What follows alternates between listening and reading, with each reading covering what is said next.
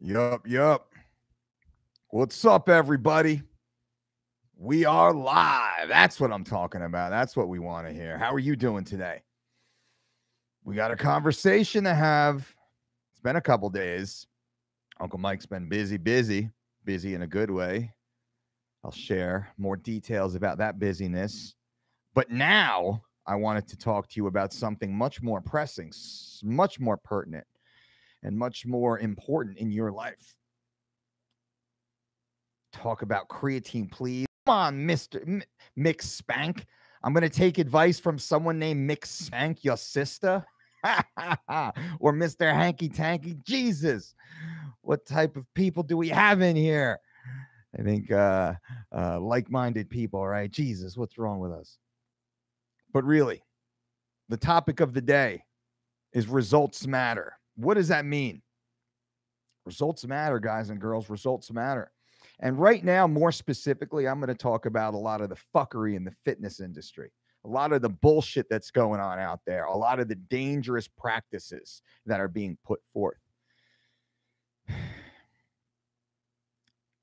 Don't care what people tell you. It doesn't matter what they say. Don't pay attention to the label claims, not even my own. The only thing that matters is the results. Is what's said actually true, actually real? Is what's said actually real? The claims being made, are they validated? Can they be supported? What we say in our system is we look for replicatable results. If we can't replicate results amongst the vast majority of the population, our system doesn't work. Period. The end. So when I say results matter, there's a lot of fuckheads running around telling you they know what's best for you, claiming to be experts in fields that they are clearly not, putting your health at risk, not just your fitness, not just your performance, but literally putting your health at risk. So when we say results matter, I want you to really drill down into the results, not the prepackaged marketing, not the bullet points, not the stylized memes. That doesn't matter. That's not results. That's just a sales pitch. Results are replicatable. When you talk about weight cutting, why the Dolce Diet is the most successful weight cutting system ever devised, it's because we have 100% success. We have replicatable results over 20 years. What does that say? That's results. Results matter. It doesn't matter what I say. It doesn't matter what I tell you. If I say, oh, I'm the best, or we're the best, our system is the best, it's the best. And then if you were to look back and see that we've had athletes miss weight multiple times in high-level fights, if you were to look back and see we've had athletes pulled from cards due to health reasons while cutting weight, well, the results certainly don't match the claims. Therefore, there's some fuckery going on. And that's what this is about. Fuckery. Where's the fuckery? Why the fuckery? Is it just from neglect? Because they're too stupid? They don't understand what the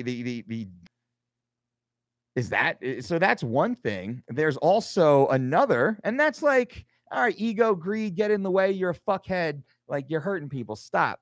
Or there's a more insidious intention of knowing they don't know what the fuck they're doing, but then overselling it as to something that they're clearly not. Well, that's a lot scarier, and that's a lot more pervasive. That's a lot harder to repel. And there's an intention behind that. And that's the scary thing. And it's usually one of the two type of personalities in this fitness industry. So if your fitness resource, if your fitness trainer or nutritionist or weight management coach has a checkered history of really bad results, you probably want to step back, right? You probably want to step back and reevaluate the situation and do something safer something with results, something with better results. Start there. Something with better results. The first rule is do no harm. And if there's the possibility, a probability of you ending up as one of the damaged collateral because you're following some sort of fitness system, well, that's shame on you just as much as shame on them. But we know they're fuckheads. We know they're fuckheads, but you're not a fuckhead. So this is where you, as the consumer, as the end user, as the enlightened public, this is where you need to step up and make decisions and ask questions of yourself. So if it isn't what it says it is, and it's being sold as such with this passion and aggression, are they just too stupid to know that they don't know what the fuck they're doing? Or are they intentionally creating an agenda to deceive you on purpose? It's one or two. They're either too fucking stupid or they're too fucking disgusting humans. Typically one or the other. The first one is like, all right, you just go sit in the corner and don't draw on the walls. So the kids' table when the adults, professionals are working. Or it's banishment because you're intentionally trying to hurt people. And that basically, is the vast majority of the fitness industry. There are a very select few, and it's unfortunate how few there are. And of the few, I'm honored to know, because you can pick them out. We can pick out each other. It's like samurai. Samurai, as I assume, can pick out the other samurai. There's something about it. Special operators, higher levels of tactical responses. They can pick each other out. So can we. And we know of the shit bombs out there, to which there's more shit bombs by far. So it's easy to pick out the good guys and girls. It's easy to pick out the pros. It's easy to pick out those with integrity and those who actually produce results. And that's the only thing that matters, to wrap this up in 8 minutes. That's the only thing that matters, is the results. So all the shit, all the tweets, all the fucking photos, all the fake fucking statements is just to sell a false narrative that is hurting people in many ways. Hurting them because they're simply not achieving their goals, or hurting them because they're being fucking hospitalized. Results matter, right? So if there's no results, there should be no engagement, no interaction. If there's no results, and until results can be replicated, there's no system, there's no business, there's no product, there's no service. How dare you? How dare you? How dare you come across like that and do that to you, the fitness fraud out there? How dare you do that? Step back, retool, do good, help people, figure out why you're hurting so many people. Figure out why you're hurting so many people and stop hurting people, right? To the fitness frauds out there, of course, to which there are so many. So you as the consumer, and likely they won't, because they're pretty much proven to be just a pile of douchebags. But you, us, the end use consumer, right? We just have to be intelligent with our decisions. So no matter who you're working with, and me, please do your research. Everything I say every broadcast, everything I say, please don't believe it. Don't believe everything I say, anything I say. Do your research. Prove me wrong. Prove it wrong.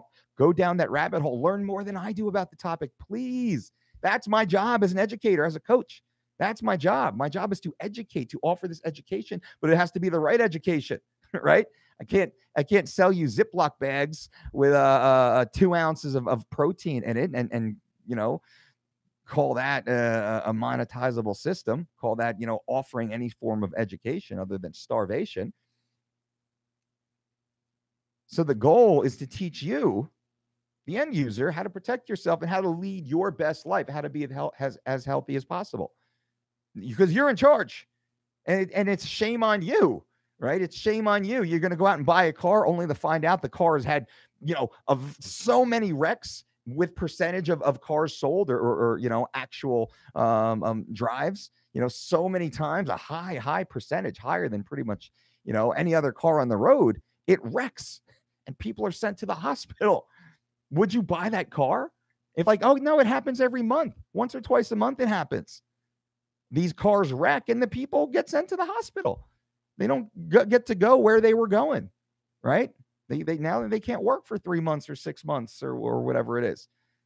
Would you buy that car? Would you buy that car? That car would be recalled quick. So just do your own due diligence, please. That's all I can say. Do your own research, own your decisions, right?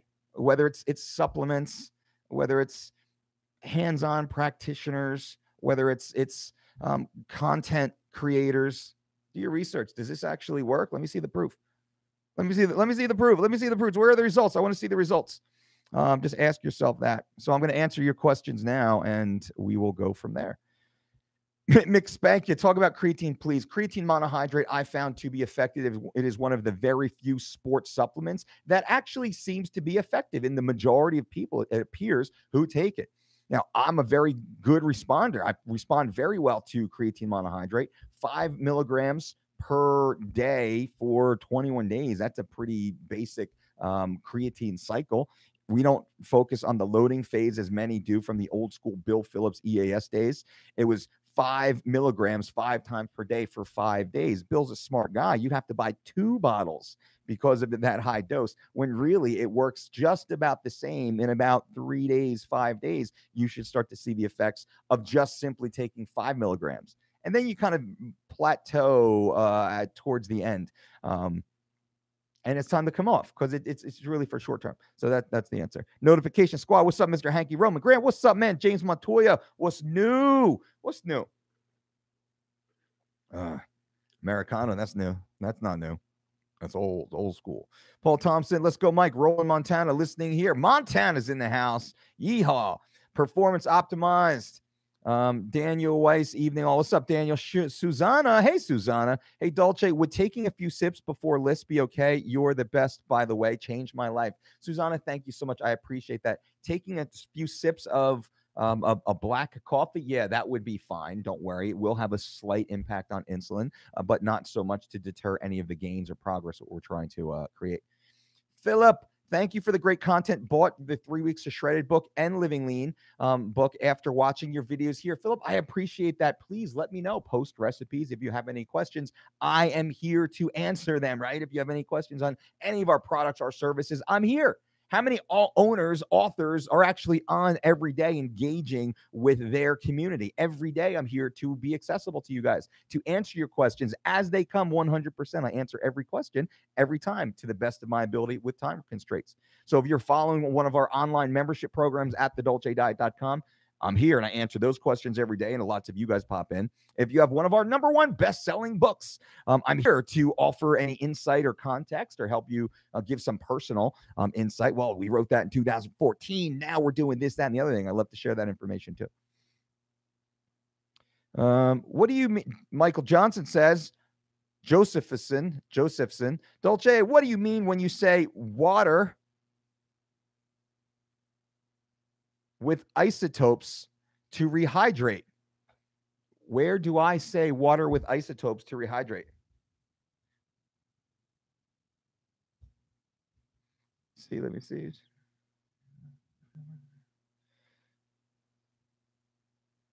Water with isotopes. Yeah, Michael, I'm doing a search right now. I don't see any of our content that has this. If you can link to the article, please let me know, and I'm happy to sit down. Could have been one of our teammates, one of our team members who wrote that, so let me know. Susanna, sips of green tea. Oh, green tea, absolutely, no problem. Hole, hey, Dolce, big fan. How do you feel about the mace ball and the Indian clubs? I think they're cool. I got a couple out there. I don't use them every day, but I'll use them once or twice a month. I enjoy them. Mirsad Bektik actually travels with the wooden clubs and uses those to, as part of his mobility work during fight week. Aaron Tomei, are you familiar with the level method? I'm not. This was introduced at my CrossFit gym, is apparently also utilized in MMA gyms. Athletes are tested and color coded to track progress in areas. I don't know specifically what the level method is.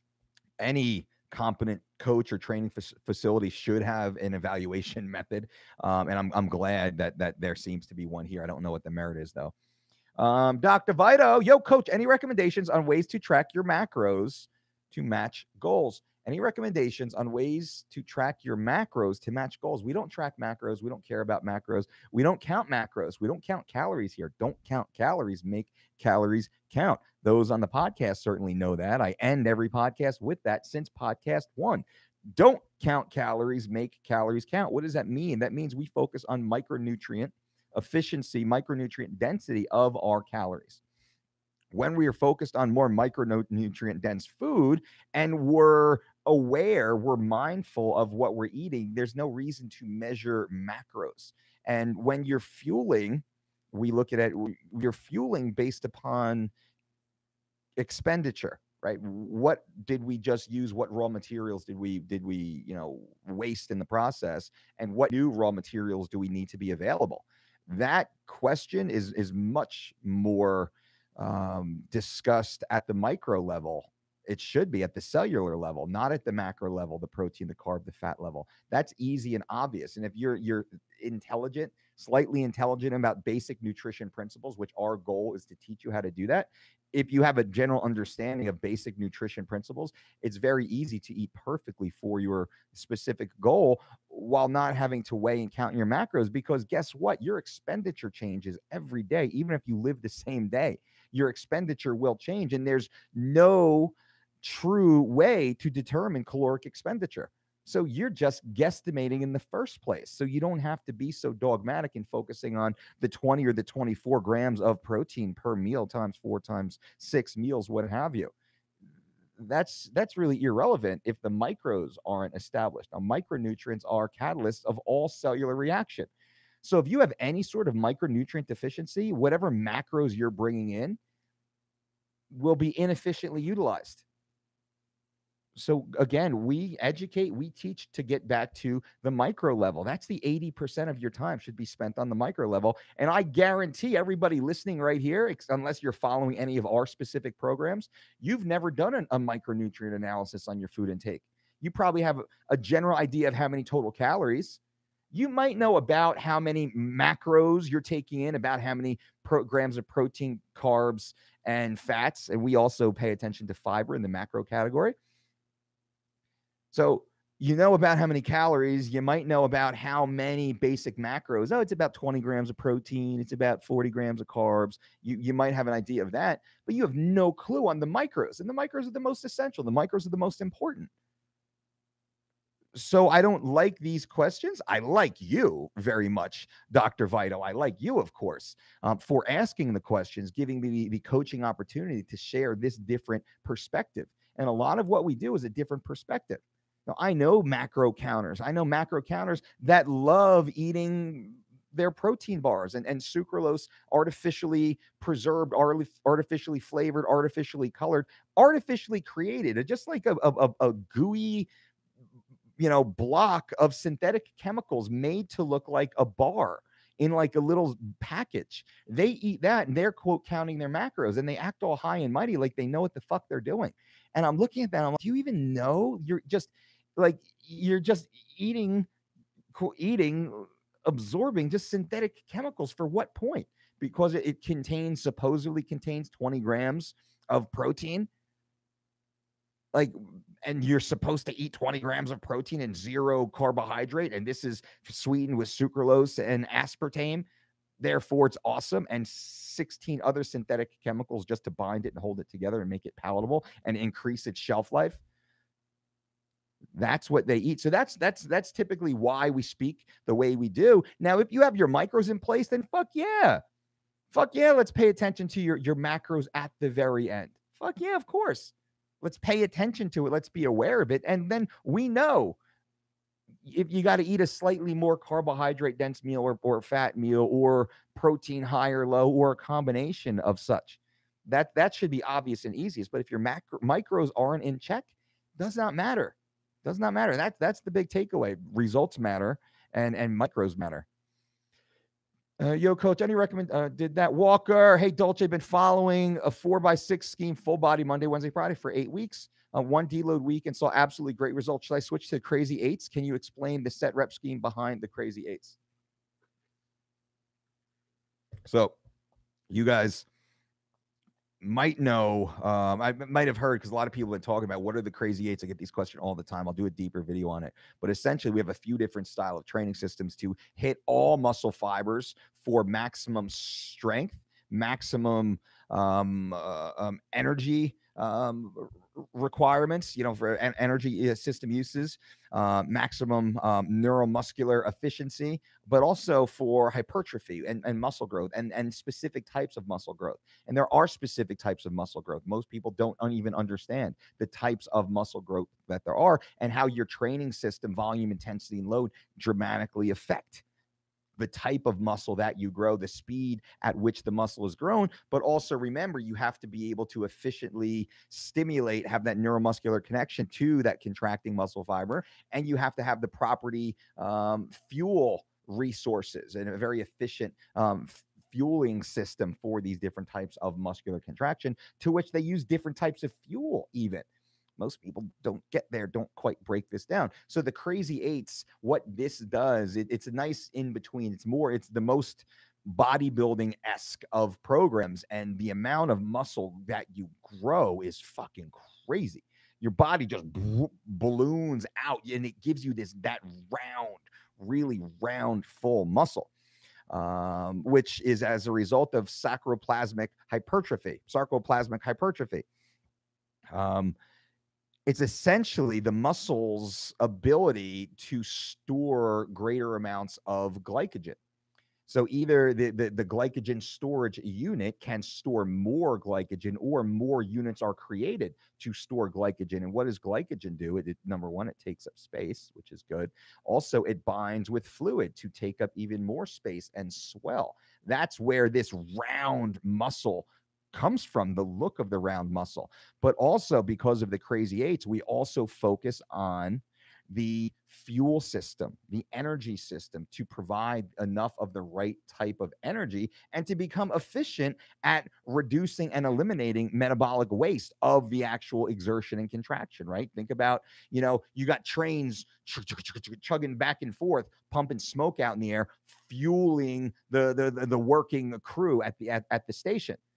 Well, you have to have the ability to keep that really clean and simple. So this is why we say crazy eights, and crazy eight sounds good. So with the crazy eights, you perform 8 sets of 8 repetitions with approximately an 80% pound weight, 80% of your 1 rep max. It's fucking brutal. It's fucking brutal. And we try and do this with multi-joint compound movements. This is a great exercise for weighted chins. Would be awesome. You can hopefully, oh, dear God, if you've been listening to Uncle Mike here for a while now, hopefully all of you know that you should be able to perform 20 dead hang overhand chin-ups.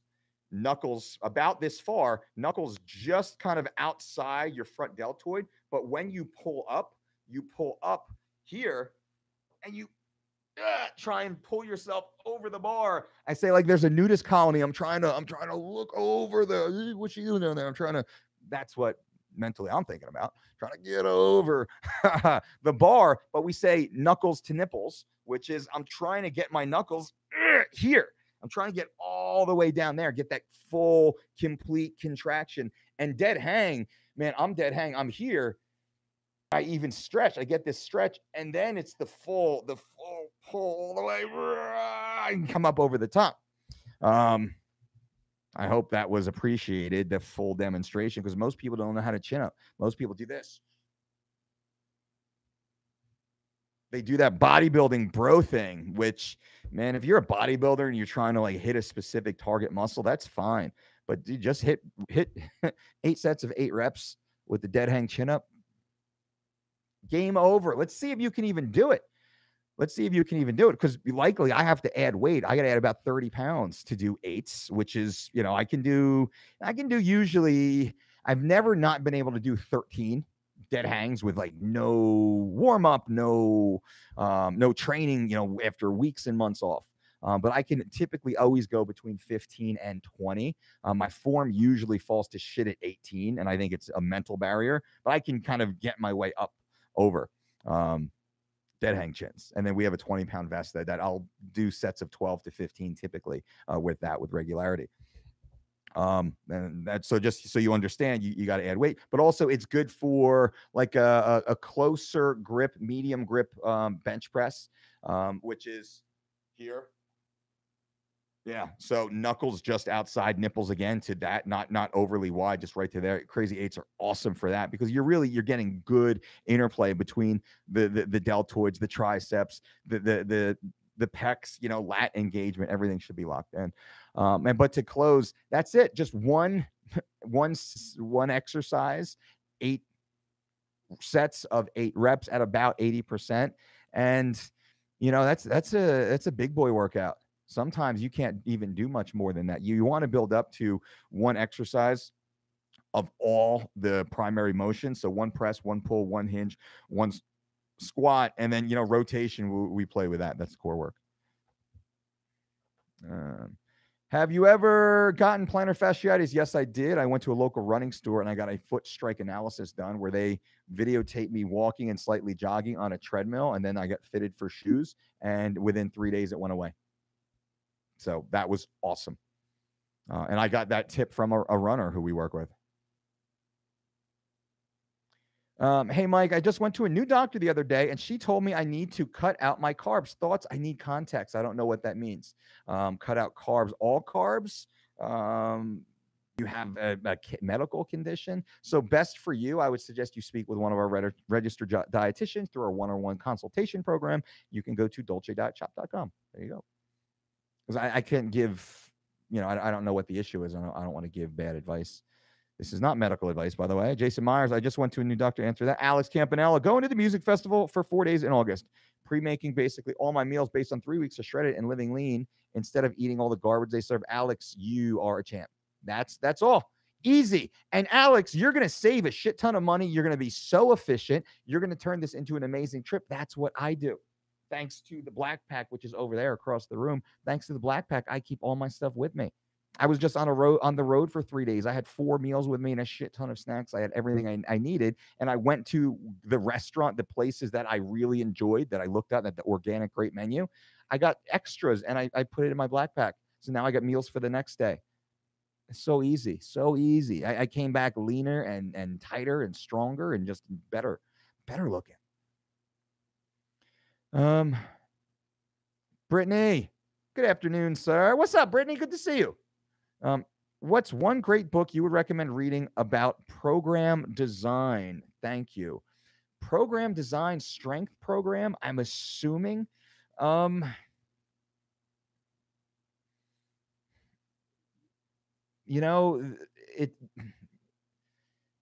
A book that would be helpful that most strength coaches won't read, specifically strength coaches that work with glycolytic athletes, combat sports athletes, bodybuilders. It's soccer players, football players, baseball players even.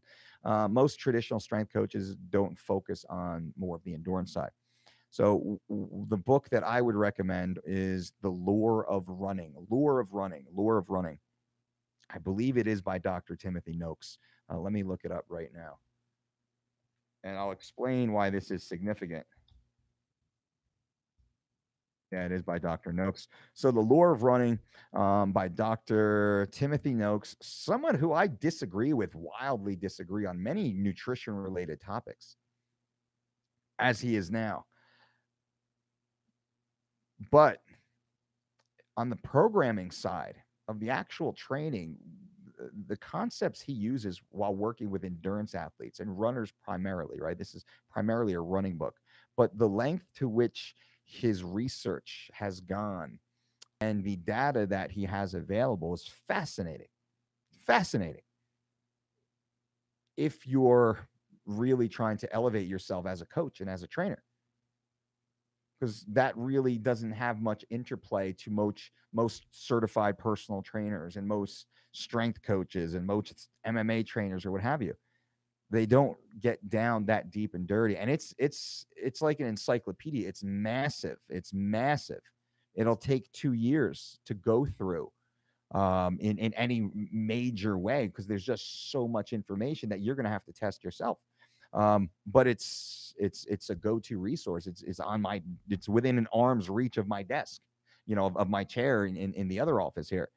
So that I would suggest that Starting Strength by Mark Ripito is much easier read, faster read. You can read that in a day or so on a rainy day. Ripito's got great concepts. I like some of his biomechanical descriptions of exercises and his conversation on load and intensity, volume and intensity, and training load. But I don't love all of his programs. But I think he trains to one specific subset. Anybody else I can think of right now? So those are two good ones to start with. Damien says fighter fajitas are so good. Seems more like a burrito to me. I know. I love them. So good. Daniel Weiss, applaud. Thanks for sharing the macro versus micro. I just checked the protein bar my flatmate bought. Some people focus on protein bars but eat like shit. They all do. If they're going out and getting a protein bar, it's because they're mentally weak, and that's the fucking truth. That's the truth. I don't care. It's fucking true. You're like a little baby. Little baby needs a candy bar. I'm gonna go buy my chocolate covered fucking protein peanut butter like milkshake twirl bar. Like that's why you're buying it, dickhead. That's why you're buying it.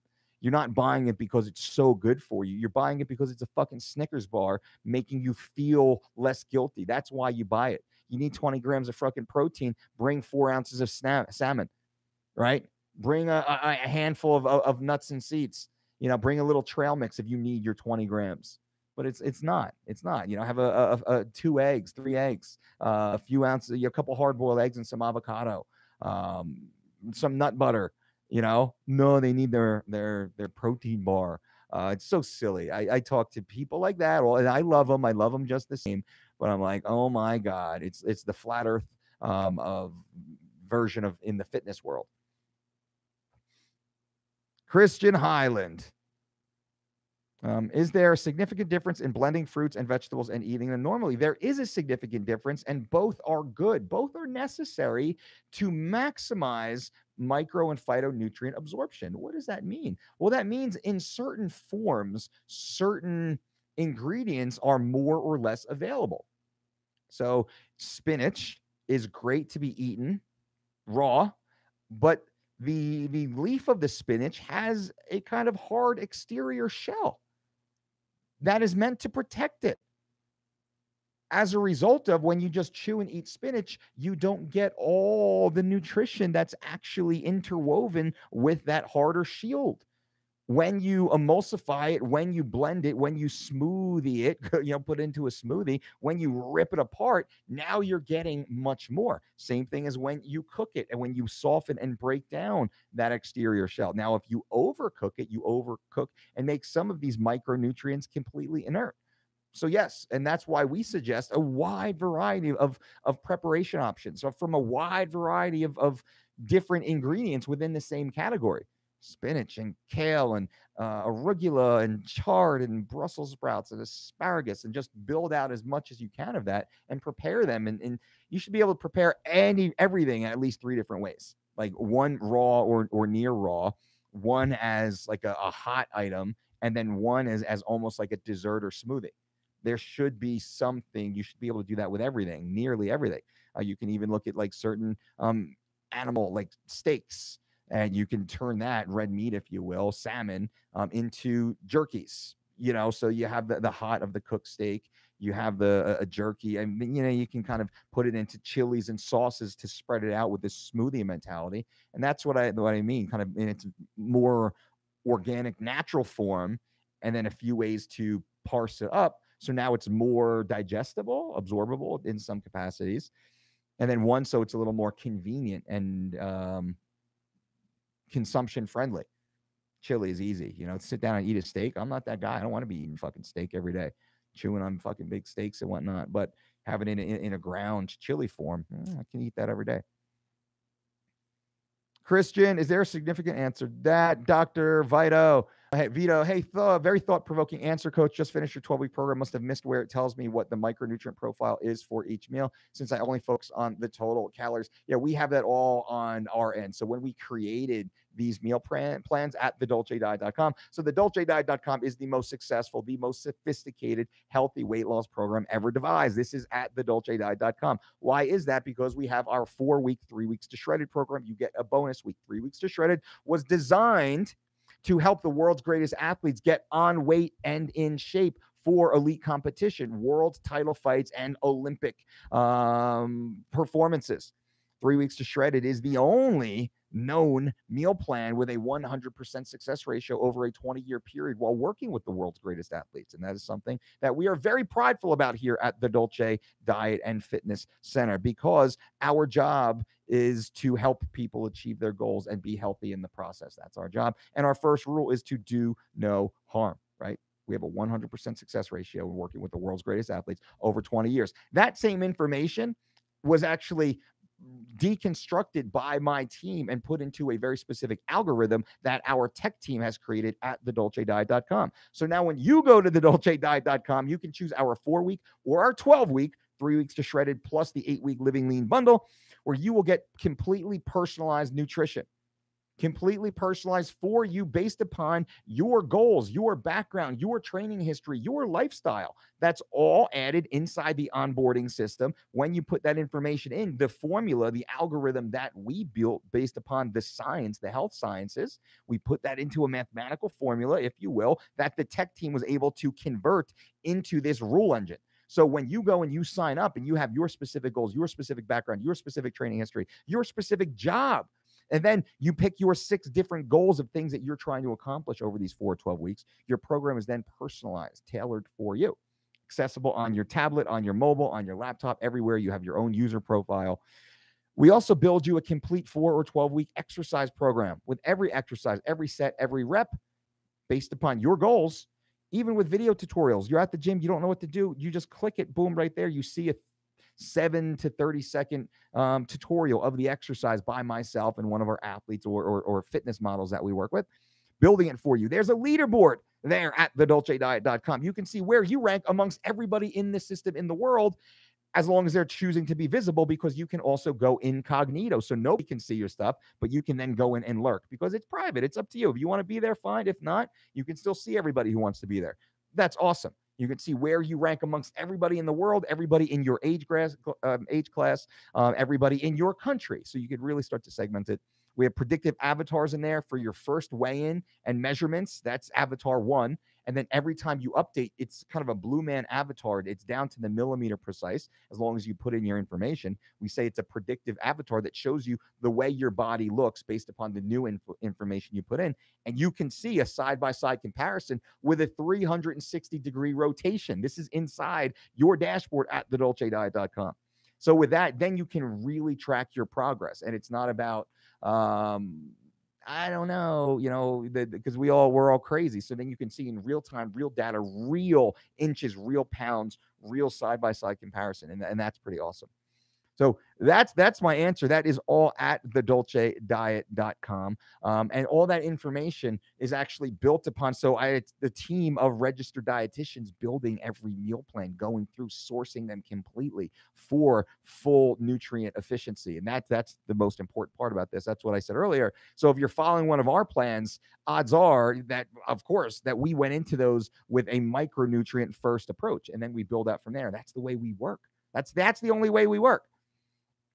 I've never, probably for 20 years, 15 years, didn't look at a calorie, then macro, and not even care about micro. That's what most do. We look at micro first. The calorie and macro take care of themselves. This just zoomed by. Boom, boom, boom. Anyways, thanks. Answered. Okay, good, answered. Blending vegetables, yeah. Best for recovery. Best for recovery, that's up to you. Just there's so many different modalities. You got to be aware of it. Don't overtrain. Get good sleep. Increase your water intake, or get ample water intake, I should say, and eat properly. We're Cam. Training MMA and weights in the same day. How do I ensure I have the energy to perform optimally in both? I would give yourself a minimum of 4 hours complete recovery in between. That would probably be 6 hours between training sessions. Again, what I just said, you got to be eating, you got to be hydrating, you got to be resting and sleeping. You got to be taking care of yourself. You got to be doing good, solid warm-ups and cool downs after each session. Brittany, awesome. Thank you so much. You got it, Brittany. Joey, hey, Mike, finished 3 weeks of shredded and now I'm living lean and find myself getting tired during jujitsu class. I did cut the breakfast bowl because I woke up not hungry. Duh. Hey, Dolce, I'm following your program, man, but I'm getting tired. I don't know what to do. I mean, I did stop eating 25% of the total calories for the day. I don't think that has anything to do with me running out of total calorie energy to get me through my glycolytic jujitsu class. I'm not eating those carbohydrates because I have to train jujitsu, which requires carbohydrates. You see what I'm saying, my brother? Get your ass back on the plan. Get those carbs back in. Watch how different you feel. Watch how much better you feel. I'm not hungry in the morning. Fine. Make it. Go through the process of making it and take a bite. If you want another bite, fine. If not, okay, go about your day and just slowly increase it. You got to fuel, man. You're trying to run your dragster down the street and you got no gas in the tank. Come on, man. Step up. Joey. Should I have the jiu-jitsu bowl? Should I have the bowl on jits days or have a blueberry whey shake? Blueberry whey shake, man. Come on, man. No, get those carbs in, homie. Jiu-jitsu's not hard, not easy. Jiu-jitsu's fucking hard. You're fighting for your life in there for an hour, 2 hours. Death match. Death match is happening in jiu-jitsu if you're doing it correctly. Of course, in a safe environment. But the point of jiu-jitsu is to not die. Right? Protect your, it's a self-protection martial art, first and foremost. Negate the threat. Get your carbs in, man. Outlaw CM, best way to overcome adrenal fatigue. You probably got to take some time off. I would go to your doctor and get your blood work done. Walker, how long do I need to wait before performing list? Was thinking of doing it at night. The days I work early morning, how long before I walk should I stop eating? How long do I need to wait before performing lists? At least 5 hours. That's why first thing in the morning is ideal. First thing in the morning is ideal. Kevin, what's up, man? I got about 2 minutes. I got to jump off. I'm going to go fast now. Damien, one question about the 2 to 4 hour eating schedule. I know it's based on activity, but if I get home from work and the only thing left to do is sleep, do I eat? Thank you for your time. Well, it depends. Do you need, that's why every 2 to 4 hours based upon activity. Do you need to recover from what you just did at work? Do we have to replace some vital materials? Most likely you do. Most likely you do. So if you had your last meal 4 hours before you got off of work, then you get off of work and it's 10 o'clock at night. You had dinner at 6. Now it's 10 o'clock at night. Should you eat again? What did you do in the 4 hours after you had your meal and you were working? Are you building houses or are you, I don't know, sitting in a float tank? So most likely there should be something that goes in. No, I didn't post the straight eights. I just spoke about it. Danny Peterson. What's up, Danny? Jason. Starting 3 weeks of shredded next week, but I got injured and no longer need to make the competition weight of 122. How can I change the weight goal? Don't even worry about it, Jason. Just continue and go as it goes. What this will allow you to do, it will allow you to eat more as you continue through the process. Don't even worry about it. If you feel you must change the goal weight, no problem. Just email support@thedolcediet.com so the team will manually change it. But I wouldn't change it. Just watch how different your body changes with no exercise. It's fucking awesome. We had a wrestler in here, got hurt, ankle injury, lost 20 pounds in 21 days on the online 3 weeks of shredded program. And was like, dude, I didn't even train for the last 10 days and lost 20 pounds in 21 days just with nutrition, just with our nutrition plan. Alex, I bought the 12-week program. Is there a way to restart 3 weeks of shredded or look at the schedule? Yeah, just go to email inside your dashboard as a member. Just click on the contact button. You'll directly send a message to our support team who are working right now. 7 days a week, our customer service team is available. Fighter's point of view, I know you mentioned it before, but couldn't articulate perfectly. My wife, can you go over your feelings towards the keto diet? So I'm going to do a quick one because I only got about a minute left. So the ketogenic diet is a term often used to falsify claims. What does that mean? Most people, how many different versions of the ketogenic diet are out there? How many people do you know that are doing keto? A lot. How many of these people are actually have actually achieved and are maintaining the metabolic state of ketosis? Nearly zip. None. They're not in ketosis. So if they're not in ketosis, they're not following a ketogenic diet. They're just simply paying attention to their total carb intake. Most people lose a good amount of weight in the first week or two, on the first month, even on the ketogenic diet, simply because they stop eating carbohydrates. So what happens? The body, carbohydrates attract water essentially. So you dump quite a bit of water weight when you stop. That's pretty normal. And then that kind of levels out. You're not consuming more of these carbohydrates, so the muscles go flat. Everything kind of goes flat a little bit in the very beginning. But then you don't hit the metabolic state of ketosis. And in many times, the body starts to break down lean muscle tissue through a process known as gluconeogenesis to convert amino acids into glucose to be used as the primary fuel source, because you're not in metabolic ketosis and your body's having a really hard time finding proper fuel because you're not eating carbs, so it can't use that fuel. And you're not in ketosis, so it has a really hard time using fat as fuel. So the body starts to break down consumed protein, amino acids, or even lean muscle tissue, lean body mass, to convert it in the liver through a process known as gluconeogenesis. And yes, this does happen. Please look it up. And now you're starting to break down the protein that you're consuming, or the muscle that you've built, which is where the skinny fat syndrome gets in. And most of the people who went on the ketogenic diet a year or two ago, why aren't they following it anymore? Because it stopped working after about a month or so, and they didn't know what to do. And then they were fucked up. So they went back on carbohydrates. And what happened when they went back on carbs? All the water came flushing back because they don't know how to eat carbs or what type of carbs to eat. So they go back to the typical American diet of processed carbs. They've been used to eating bacon and butter and fat and cheese and steak and meat. So they have this really rich appetite, just disgusting gluttons, savages, right? They got the savage feeding mentality now. And then they start to savagely eat their carbs with these fats. Ooh, Nelly. That is, now you're setting a perfect storm for not just fat storage, but for the replication of fat storage sites. Yeah, new fat cells. Your body will actually create, it will increase its ability to create new fat cells. Fat cells will actually grow. So by doing this, now you're growing more fat cells that you'll never lose. You can then shrink the cell, but it's always there. And now it's more ready to pop up and to accept it's a closet waiting to store fat. Delicious cottage cheese fat. So that's just one of the ways I like to discuss ketosis, but really exclusionary diets as a whole. David, Uncle Mike had a spinal fusion surgery in 05 from a car accident and need to stay away from heavy weight-bearing lifts like squats and duds. Can the lifting program be tailored for me? Much love. Absolutely, David. I would strongly suggest you work under a doctor's care, though. Spinal fusion, big. We have athletes in here who've gone through spinal fusions. Serious business. You should definitely have to be under your doctor's care before starting this or any diet or exercise program, of course, but also work with a hands-on practitioner who can help tailor it for you. Me being here, I can't. I need to see where's the fusion even. I need to see the way your body moves, the type of work that was done, and really what the doctor's statement is on the fact. Do you have any restrictions? You probably should. That's why working with a high-quality physical therapist who works with athletes or at higher level, that's where you want to be. That's where you have to be, and build it into a strength, my friend. Jesse, what's up, Jesse? Hot Texas sun. Yeah, we're pretty hot out here in Vegas too, man. I hear you grinding. Outlaw, what's your opinion on essential oils for the body? Not really a fan. Unboxing now. People bashing Tom Brady's dad bod. The dude is healthy as fuck. People just hating on Tom Brady. Brady's living his best life, and people are just mad at Tom Brady.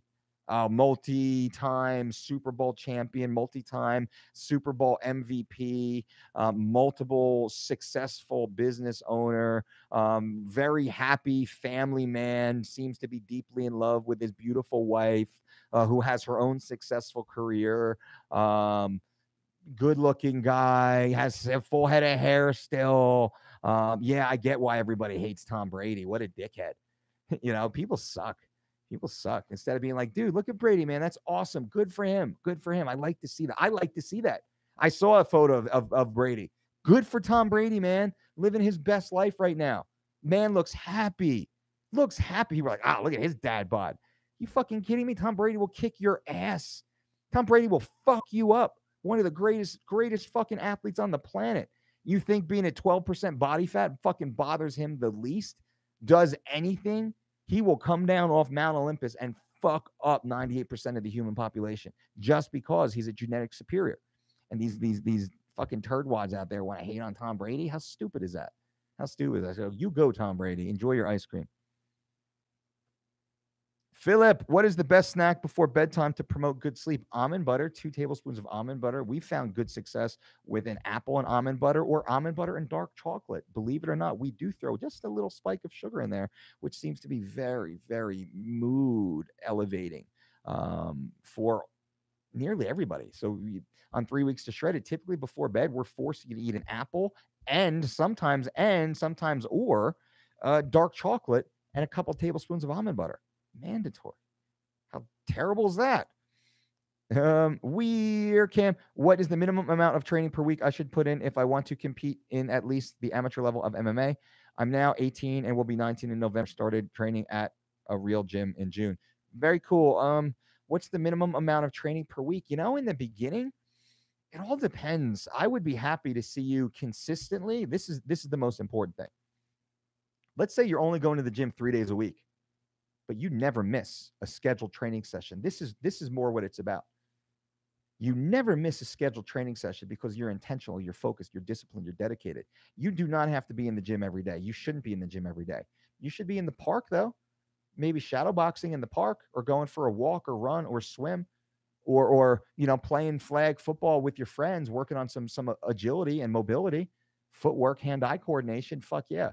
You should not be in an MMA gym slogging it out every day. And I know that's the misconception, and that's what you got to do. You just got to get in there and don't be a pussy. That's so archaic. It's so bullshit. Most of the greatest athletes in the planet, they're in gymnastic facilities. They're in traditional martial arts dojos wearing the gi or wearing the uniform. They're on mountains hiking and climbing. They're in oceans and lakes and pools swimming. They're not on the mats. They're on the mats, a couple hours a week for sure, but they're training dozens of hours a week. That's what you need to be focused on. I would say if you were starting out with me, I'd probably say, the first 3 weeks, I want you here 3 days a week. That's it. And then we'll move to 4 days a week for probably another 3 weeks or so. Give you a good 6 weeks in the system. And then let's decide what's the best for you now. You need to go 5 days a week. Well, what are we training on? What are we looking to get better at? Because it takes you a good, month and a half, 2 months to just get your feet wet, get your balance, get your stance, learn the number systems, retain it, let it all new, it's all new. Let it all just kind of sink in. So that's called scaling. And then I'll scale you from 3. Now, I just want to get there. I see that kickboxing class. I want to be in that kickboxing class. Cool. Come next week. Oh, fuck. I can't come tomorrow. No, yeah. Just, scale your way in, get really good at all the basics. I think that's what I'm coming back to here. If I could go back and do it all again, oh my God, just get really good at the basics. Don't be in a rush. I sparred the first day I walked into a MMA school. First day, sparred, gloves on, mouthpiece, go. Stupid coach, stupid team, stupid Dolce, me more stupid than anybody, which is why I can't really bash CrossFit too much. I do. I bash on myself just as much in MMA. There's no way I should be able to. And I was a suit and tie guy. Yeah, I was a power lifter at one point. Yeah, I was a higher level amateur wrestler, relatively on the regional level. Tough guy. But man, no. MMA? Sparring? What? Dude, let's see your guard. How about that? Let's see your guard first. Nope. Sparring. Craziness. On It Whey isolate. Yes, that is the Dolce approved On It Whey protein isolate. It has the Dolce approved logo on there, which is awesome. The On It Whey isolate actually has the inclusion of probiotics, which On It felt was something that the On It community really wanted. They were looking for digestive enzymes in their protein, which I think is a great idea, and many people absolutely love it. So that's the On It whey protein with probiotics. It is a whey isolate, and it does have the Dolce approved logo on it. So go to onnit.com/Dolce. Mike, how many weeks or months does it take to gain 10 pounds of lean functional mass? Fuck, RP. That could take you 2 years. It could take you 2 years, man, depending on your age and your how close you are to your max. 10 pounds of lean functional muscle. Yeah, but if you're in the beginning phase, fuck, if you're just starting out, if you're in that novice beginner phase, shit, you should put on 10 pounds of muscle in a season. In a season, you should probably be putting on, you know, 15, 20 pounds a year for the first 2 years. Everybody should be able to put on about 20 pounds of muscle. 20 pounds of muscle, most men, average healthy adult men. I don't care what you weigh, 115 to 230. You should be able to add about 20 pounds of solid muscle a year, 15, 20 pounds. And then after that, it drops off the cliff, maybe 5 pounds. And then shit, man, you get these bodybuilders, high level bodybuilders that are fucking juiced out of their mind and openly talk about it. Openly talk of taking everything under the sun. And they're stoked if they can compete in the same contest next year, 4 pounds heavier. And it looks crazy, like they put on a shit ton. 4 pounds is a lot.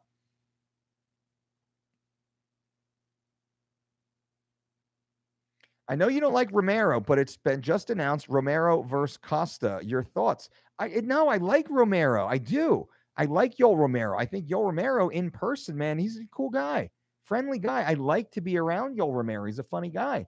But the dude missed weight twice. He's a professional, and it's not fair if we don't recognize that. I like him, but if you miss weight, you should not be allowed to fight for a title. If you miss weight, you should be suspended for 6 months. If you miss weight, you should be heavily penalized. You should be. You have to be. That's just fair for everybody. It has nothing to do with Yoel per se. Anybody who misses weight should be a minimum 6 month suspension for first time offense and a minimum mandatory 50% fine against all monies received, including Reebok money, including pay-per-view money. That's how you stop the weight cutting issue. So to answer your question, no, I like Yoel, but he missed weight twice. What can you do? Johan, stomach flu with lots of headache. Any thoughts, blessings? Johan, I don't know. I am not a doctor. I don't know. You know, when I get a stomach flu, typically we call it Jewish penicillin, right? That's the street name. Chicken noodle soup. Brandy makes me up a big old batch of chicken noodle soup, and I just kind of, as I get a little hungry, try and sip on some broth, try and eat a little bit, and you know, all fresh, all organic. Oh my God, it's amazing. It's amazing. We should make it more often, truly.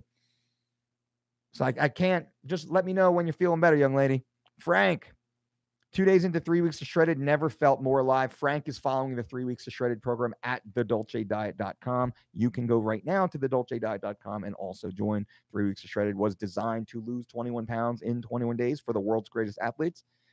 Individual results may vary. Some people will lose a little more. Many have. Some will lose less. It's all based upon personal goals, body type, what's healthy for you, and your dedication to the process. Liam Neck, I love you, Uncle Mike. If you were a chick, I would kiss you. Whoa.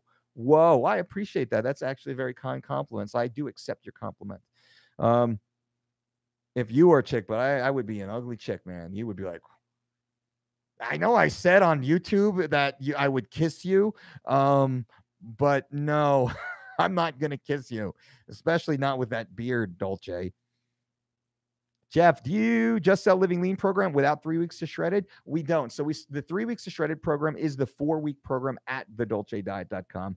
Or you can get the 12-week bundle. You get the 4 weeks of 3 weeks to shredded, and you get a bonus, the 8-week Living Lean program, which is a recomposition program, which is awesome if you want to put on fucking muscle. You want to put on muscle and keep scraping out that body fat, get stronger, get fitter, get that round, curvy, shapely, healthy type of body look.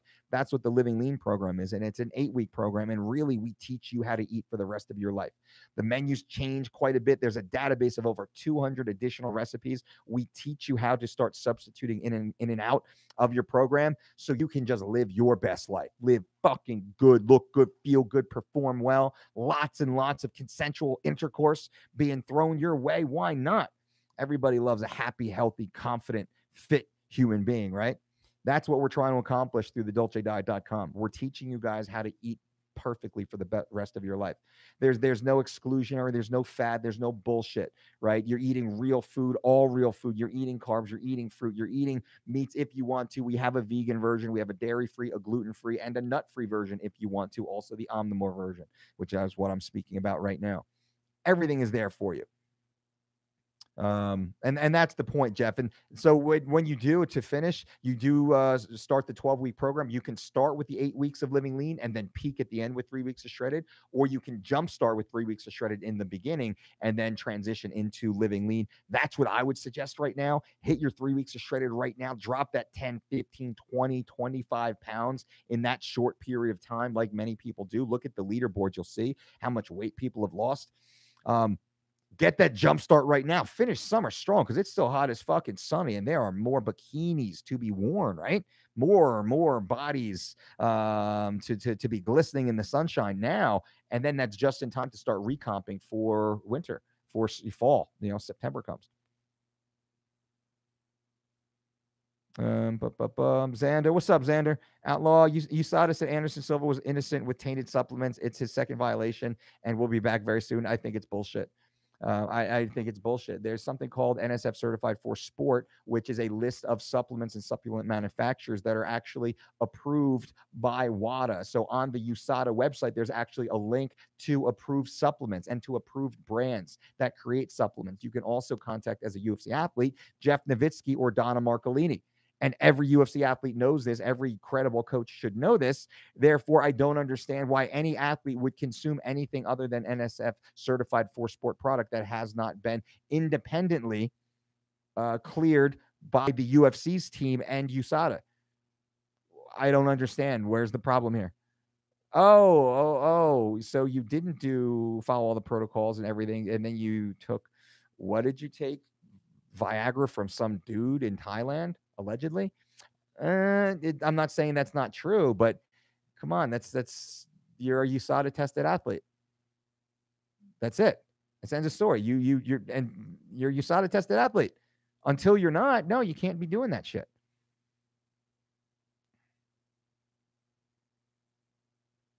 You could tell if someone is on something. What do you think of Costa? That dude is ripped to the gills. You could say that, but I would have to have known him beforehand. I would have to have known him for years, or any athlete in that manner. It's very important to not make accusations without true cause. Now, you could look at someone and be like, well, if I had to pick, out of the 10 people standing here, that guy would look like he might be doing something the other guys aren't because he's just that genetically superior or physically superior. That being said, I know people that I grew up with, that I wrestled with, that I trained with, that I worked with, that 100% were drug-free athletes and had some of the best physiques of any athlete I've ever seen. It's just the way it is. Way, way, way better. Way better. Eating Burger King and pizza and Orange Crush. Literally eating fucking nachos, fiery hot nachos and Sour Patch Kids to get ready for wrestling matches. And we're just fucking beast. So, I would never, ever want to say or even, assume. I assume, and I believe it's probably the appropriate, but I'm not naive. I will offer the benefit of assuming all athletes are clean until evidence shows that they're not. And evidence, I can't say, is the look test because that's very subjective. Look at Lance Armstrong. Like, you knew he was doing it, but he's not the 1 out of 10 guys that you would pick. You'd pick someone who's probably 20, 40, 100 pounds heavier than him. Just like a basic dad bod weightlifter. You'd be like, yeah, that dude's probably on something. You wouldn't pick a dude like Lance.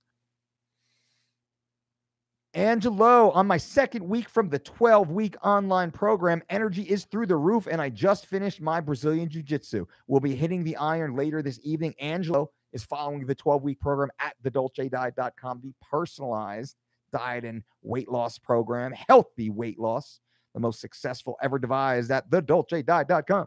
I love it, Angelo. Good for you, my brother. CM, what's your thoughts on Hendricks after he stopped working with you? It's just a shame how the run ended. I love Johnny Hendricks. All right, so I want to put that out there. Johnny Hendricks is a great guy. He's a good man. He's a good man. He's a good father. He's a good husband. He's a good friend. Johnny Hendricks is a good guy. Johnny Hendricks did what I believe he wanted to when he fought George St. Pierre. This is just me, my opinion.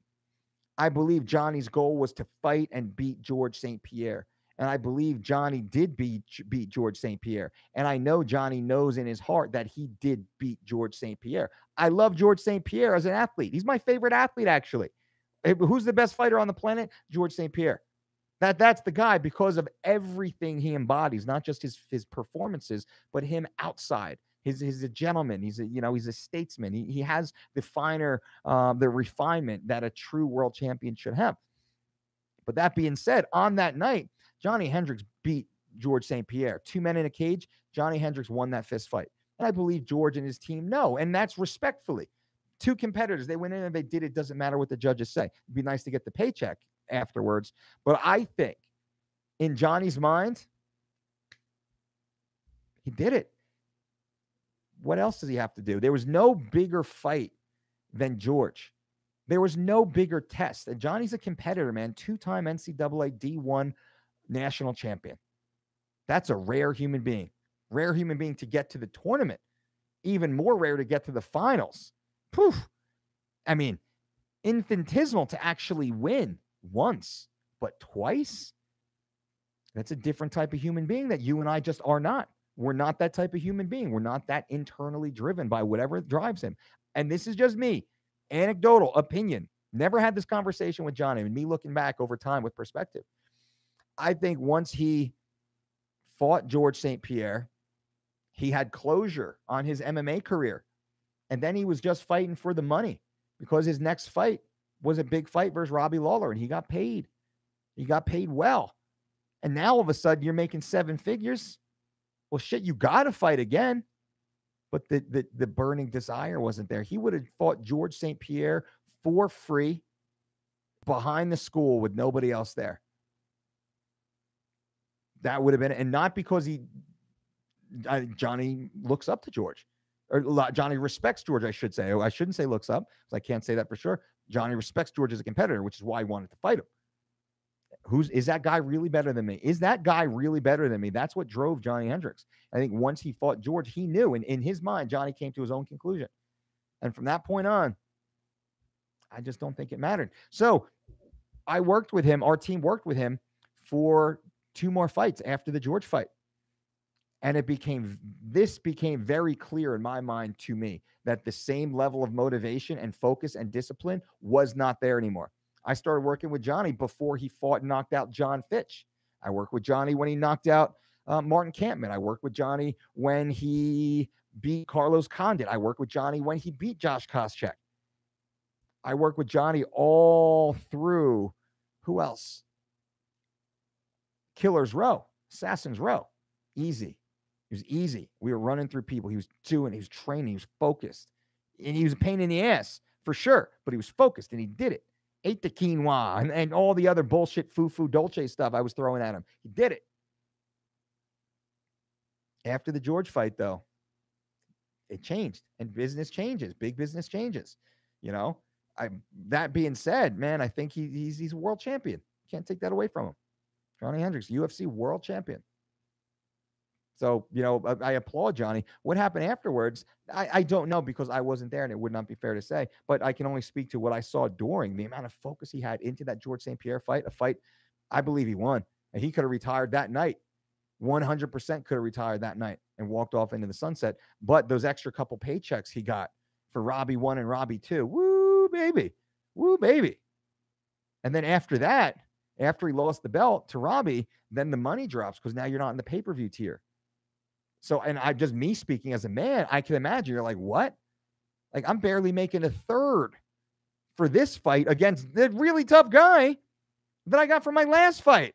Are you kidding me? I'm making a third? What? So you can think, imagine you go to work and they're like, yeah, all right, this week you're actually going to make a third of what you made for last week. You're like, wait, what? It's actually even harder. And this is just me. This is just opinion. I'm just sharing with you guys, friends in the community, based upon the question. But I that's the way I see it. Can you please have the bad guy Chael Sonnen on your podcast? Absolutely. Absolutely. Next time he's in town, I'm going to reach out to him. Uncle Mike, I'm stuck at 270 pounds on the ass to grass squat. How to increase? Excuse me. I would walk away from it for a few weeks. I'd start hitting some heavy goblets. We have a 115-pound, 18-inch Kevlar med ball out there. That's my favorite squatting implement. It is so terrible. Forces that upright position, allows me to get super deep, super low. I can play with my foot position even on the reps. That's what I would suggest if possible. A lot more questions. I'm sorry, guys. It's 1:10. We're going long today. I missed you guys. Been gone for 2-3 days. Answered. Magnesium malate supplement. I would get blood work done first. This is what we do here. You know, you want to work with us, get your blood work done. Go to your doctor. When was the last time you were a doctor? Forward your most recent blood work to us. What's the name of your doctor? Can we talk to your doctor? Have your doctor's office call us. Can we share any certain information? Have your, the doctor's PA speak with one of our registered dietitians. Let it get a complete background and bio on you. Let's start going from there. That's typically what we do. I don't give willy-nilly supplement suggestions. Most of the time, your deficiencies can be managed just through lifestyle. You don't need, with few exceptions, like a vitamin D3 possibly. And maybe magnesium is for you. Maybe it is. But I would want to see that there's a deficiency first. I would want to actually track that, measure that, prove that, and then build a program to correct it. Brandon, I'm fighting this Friday, and the weigh-ins are the day of. Thoughts for a post-meal weigh-in? Well, how far? I'm already 1 pound away. No water cut at all. Brandon, perfect. I would just basically, you're going to coast in, and I would probably make sure your fluid and your electrolytes are topped off. I would probably do something like a breakfast bowl. As long as you've been eating it and you well tolerate it. I eat kind of a small one out of a coffee cup. I give it about 15, 30 minutes. I have another one until I've eaten the equivalent of 1.5 times my normal breakfast bowl. From there, I would transition into just to what you normally eat on a normal sparring day, because that's the way you have to look. Same day weigh-ins, you basically have to look at it like it's just a sparring day. You want to try and live your day as close to that day as possible. And Brandon, you did the perfect job. This is what we would do with you. We would bring you in right on weight, so you didn't have to hit a big water cut. So you just kind of top things off. 1.25, 1.5 of what you would normally consume that earlier part of the day, and just keep everything moving, stay fluid. Nick, Dolce, down 20 pounds from 220 to 200 in less than a month using your principles. Thank you so much. I think we've all forgotten how amazing real food really is. So that is Nick Franquez. Nick Franquez is down 20 pounds from 220 to 200 following the Dolce Diet program. Right? How easy is this? Eating real food. Feels amazing. Eating real food, eating carbs, eating fruit. What? Eating oats every day. Oats and berries every day. Rice and potatoes. What? Quinoa? Are you kidding me? Sprouted grain toast. Are you kidding me, Mike? I can eat that and lose weight. Yeah. Nick Franquez did, and thousands and thousands and thousands of others inside the DolceDiet.com right now are literally doing it. So this is the beginning of the video when I said results matter. This is what results matter. This is why they matter. TDC, your thoughts on gaining muscle and weight on a vegan diet. Do you have designed diet templates for vegans without a workout program? We don't. So if you go to the DolceDiet.com, you can choose the 12-week program, and you can choose the vegan option. My thoughts on gaining muscle on a vegan diet? Yeah, of course you can. And I know vegans who are, but it's more difficult, and you will be more than likely, you will add more muscle and more strength in a faster period of time eating animal products. And I don't think anybody would refute that. Not that I'm saying that is the only way, and I won't even say that's the best way, because the best is based upon your specific goals. But I do know many vegans who are strong, who are muscular, but they're just not as strong and as muscular as if they were eating animal proteins. Your thoughts on gaining? Answered that. Magnesium malate supplement. Joe DeFranco highly suggests it's possible. I'm not. What we do is Joe's a strength coach, and I get that. So he looks at it from those lenses. We look at it over here from the health science side, the nutrition, and we're looking for imbalances. So what do we have to fill in from a supplement perspective first, and how does the magnesium relate to all the other cofactors? So we really want to look at that interplay before we would just start taking supplement. Chris Didding, what's up, coach? Hey, coach, all good. How much coffee, in your opinion, is acceptable in a day? Man, it's up to the individual. I can't say for sure. I usually do about 4 cups a day on average. Um, and I know that that's pushing it for some people. Some people drink way more than I do. Some people would fucking have a bad time if they did. So it's up to the individual. Krill oil is okay, right? Krill oil is awesome. Krill oil is my favorite essential fatty acid, and I get mine from anna.com/Dolce. That's right. But I do take my krill oil. I take 4 in the morning. I take 4 at night every single day. I take it with a vitamin D3 pill in the morning and at night. I take it with one of the Onnit vitamin B complexes, 1 in the morning, 1 at night. Do I take anything else? And I take typically 1 to 2 new mood at night. That's my stack. Right, every so often I'll cycle through and I'll take some ubiquinol, which is CoQ10 essentially. Those of you might be familiar with it. I might take a turmeric or curcumin product if I'm in a hard training phase. I've never really seen true results, but there's enough evidence to support its use, and I don't think it hurts. I think that's it for my supplements right now. But yeah, so krill oil is good, and krill oil is what I take. So that's what I take. That's what Brandy takes. That's what we trust in our house. Guys and girls, I appreciate you. An hour and 15. Jesus, give us a thumbs up if you like this video. I appreciate that. Lets me know that you're here. Thank you. Lets me know you appreciate this information, but also it lets YouTube hopefully know that you don't mind hearing me rant on for an hour and 15 minutes. Go back and listen to the first 8 minutes of this video. That results matter. It's very important. Very important for you guys to listen to. Results matter, and that's everything when it comes to health, fitness, performance, and where you spend your time and confide your trust. Results. That's all that matters. YouTube guys and girls, I appreciate you, and I will be back. I will be back tomorrow at 11 a.m. Pacific Standard. Boom.